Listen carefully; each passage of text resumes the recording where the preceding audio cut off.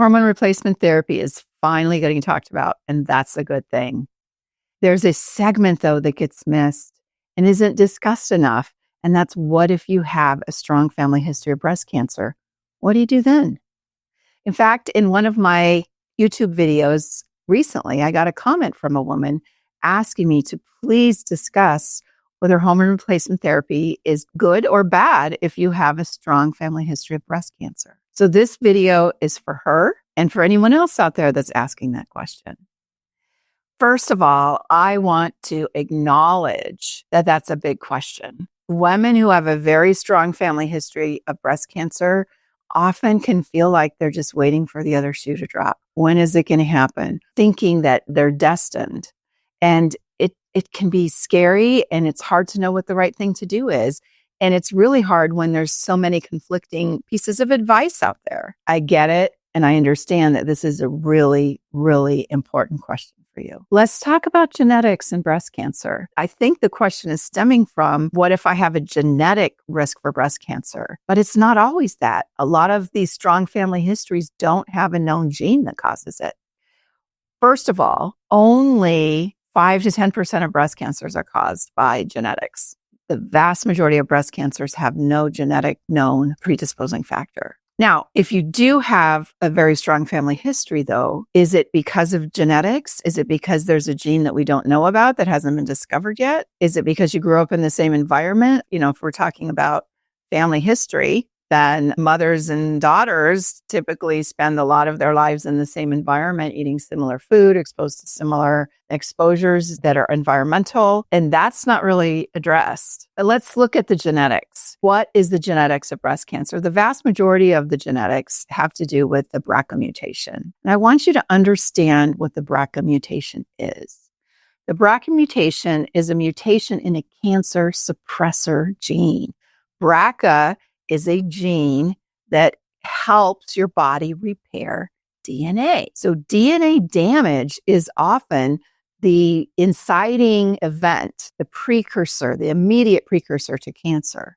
The DNA gets damaged, there's breaks in the DNA bonds, and if it doesn't repair itself, it can lead to an abnormal recipe that tells the cell to start replicating, and that's what cancer is. So what BRCA is BRCA is a gene that helps to code for things that repairs DNA, kind of like the spell check on your computer. And if the spell check is broken, then you don't identify the problems in the recipe. You don't identify that there's missing words or that things are misspelled. And if the BRCA gene isn't working as it should, then the DNA isn't able to repair itself. Super important to understand that it's not BRCA that causes cancer. It's a inefficiency in the system that the BRCA gene sets up in repairing DNA that leads to the cancer risk. Genetic testing will tell you how well your body can protect itself against cancer, but it doesn't tell you what caused the cancer in the first place.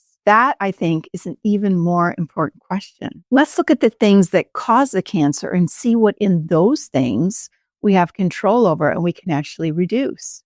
So if it's not genetics causing the cancer, what does cause the cancer? And why is cancer on the rise? Here's a kind of scary statistic. In the 1960s, breast cancer incidence was approximately 1 in 20 women. Now it's almost 1 in 7.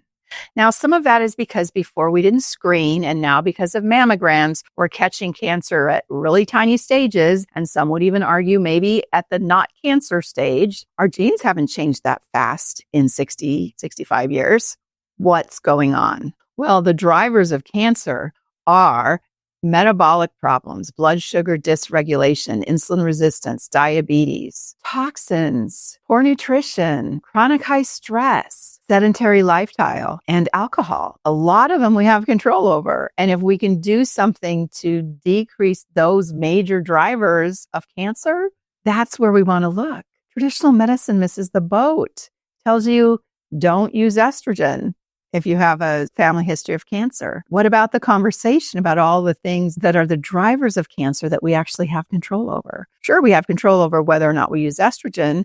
And if you decide not to use estrogen because of a family history, that is certainly your choice and sometimes the right choice. But It's not a blanket yes or no. We need to understand more and we need to look at everything. So how do these things affect it? Well, blood sugar dysregulation. Insulin and insulin-like growth factor are potent growth factors. So they stimulate excessive growth. And if you have blood sugar dysregulation, either in the form of type 2 diabetes, prediabetes, or insulin resistance, then you have higher insulin levels. Higher insulin levels crank up growth and also are inflammatory. And inflammation is a major driver of cancer. Alcohol. Alcohol disrupts your body's ability to metabolize folate, and folate is very important in DNA repair. We also know that sedentary lifestyle is a risk factor. So maybe we need to get out there and be more active. Chronic high stress suppresses your immune system and leads to inflammation in the gut by causing leaky gut. And that disrupts the immune system. Chronic high stress also leads to abnormal gut microbiome, the bacteria that live in the gut. And there's a very important chemical that gets secreted by abnormal gut bacteria called beta-glucuronidase. And if you have that chemical, you can't excrete your estrogen as well. So you have maybe the right amount of estrogen initially coming into your body or being made in your body, but because you can't excrete it, it raises higher and higher and higher over time. Bottom line is, if a woman comes to me and asks me if she should take estrogen or not because of a family history, I don't have enough information. I want to know these other things. What are we doing for stress reduction? Are you sleeping well? Sleep is when your body repairs. What are your micronutrients like? Are we optimizing the micronutrients that help the immune system? Let's move. Let's exercise. Let's look at your blood sugar control. These things are things that we have control over and are so important. And it's a lot more than just whether you take estrogen or not. You may have heard the term terrain and cancer. It's a functional medicine. It's an integrative term, but it should be more mainstream. The terrain is like the soil. Cancer is a weed. Cancer grows in crappy soil easily, but the good stuff, the healthy garden, needs good soil. So we really need to start with the terrain. Inflammation, environmental toxic exposures, blood sugar control, immune system balance, things that support the immune system, hormone balance, and gut health. All of these things are part of the terrain, and they're so important. This is not just alternative or integrative. This is mainstream. We know these things drive cancer, and we know that a lot of these things are within our control. Basically, every woman has modifiable risk factors. I'm not trying to judge here. We can all do better, right? I'm not perfect. Being perfect may cause more stress than actually having some of these faults in our lifestyle. But the higher the risk in your family, the more you need to pay attention to these things, because we can control so much of our health that we don't realize. See, conventional medicine focuses on a couple things. Get your screening done more frequently and don't take estrogen. What about all the other things? These are so important. And if we can maximize the benefits, maybe you don't have to live in a hormone deficient state your whole life. So what about the hidden exposures that cause an increased risk of breast cancer? Let's look at those. Well, first of all, estrogen mimickers are very powerful. And those are things in plastics like BPA, bisphenol A, phthalates, and parabens in plastics. Biochemically, anything that has a ring structure at the organic chemistry molecular level can mimic estrogen. So that's where those plastics come in. And there's also things like benzene, which is a solvent and in a lot of the industrial chemicals, also has that ring and also can mimic estrogen. And how about this? There's a mycotoxin called zearalenone, which is excreted from the fumonisin mold family that's very prominent in grains and in indoor moist environments. This zearalenone is a very potent estrogen mimicker, and that's how environmental toxic exposures to mold can increase your cancer risk. And then there is cadmium, which is a heavy metal, and cadmium is in cigarette smoke. And cadmium is also present in the ground in certain cases and in combustion engines. So exposure to cadmium can increase breast cancer risk. The question out there is whether or not aluminum can. And this is a little controversial, but aluminum in antiperspirants is thought by a lot of different practitioners to increase your risk of breast cancer.